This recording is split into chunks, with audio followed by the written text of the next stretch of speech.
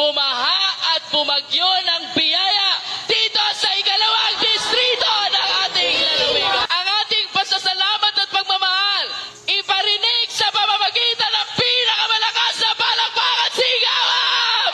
At ito po ang palagi kong sinasabi sa inyo, kung bakit bumabagyo at bumabaha ng biyaya sa 2nd District. It is because of our dear Speaker.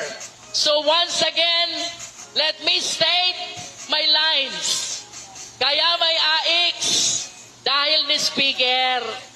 Kaya may akap dahil ni Speaker.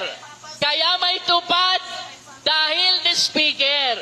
Kaya may mga barangay road dahil ni Speaker. Kaya may patubig dahil ni Speaker. At kaya may groundbreaking ngayon dahil ni Speaker.